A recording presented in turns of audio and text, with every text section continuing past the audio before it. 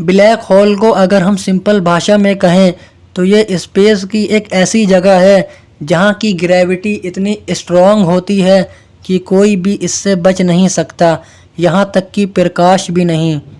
Hello friends, आज मैं आपको इस ब्रह्मांड की सैर कराने वाला हूँ जिसमें हम ब्लैक होल के बारे में जानेंगे। Let start. सबसे पहले मैं आपको बता दूं, anything can become a black hole.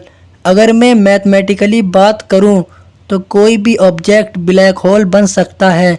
किसी भी चीज़ की डेंसिटी जितनी ज़्यादा होगी उसकी ग्रेविटी शक्ति भी उतनी ज़्यादा होगी। ब्लैक होल एक डेंसिड ऑब्जेक्ट है, इसके चलते इसकी ग्रेविटी बहुत ज़्यादा है।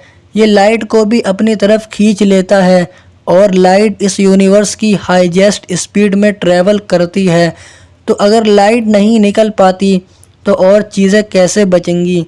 किसी भी ऑब्जेक्ट को ब्लैक होल बनाना तभी पॉसिबल है जब उसे बहुत ज़्यादा कंप्रेस्ड किया जाए। अगर आप माउंट एवरेस्ट को नैनोमीटर के साइज़ में कन्वर्ट कर दें तब जाकर वो ब्लैक होल बनेगा। Formation of black hole. हमें और आपको पता है कि इस ब्रह्मांड की सबसे बड़ी चीज़ स्टार्स हैं।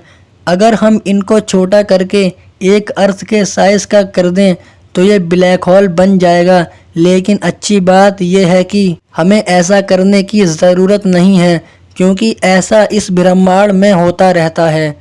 जब एक स्टार मर जाता है, जिसे हम सुपरनोवा कहते हैं, तो वो अपने अंदर ही सिमटकर बहुत ज़्यादा कंप्रेस्ड हो जाता है, यानी छोटा हो जाता है, जिससे उसकी डेंसिटी बढ़ने लगती है और वो एक ब्लैक होल में कन्वर्ट हो जाता है। वो छोटा पॉइंट जब स्टार ब्लैक होल में कन्वर्ट हो जाता है उसे हम सिंगुलैरिटी कहते हैं। Event horizon. ब्लैक होल का वो बाउंड्री जिससे लाइट भी नहीं बच के जा सकती उसे हम इवेंट हॉरिजॉन कहते हैं। इसका मतलब इवेंट हॉरिजॉन से पहले लाइट बच के जा सकती है लेकिन उसके बाद नहीं। ब्लैक होल को ब्लैक होल क्यों कहते हैं? ब्लैक होल से लाइट स्किप नहीं कर सकती है।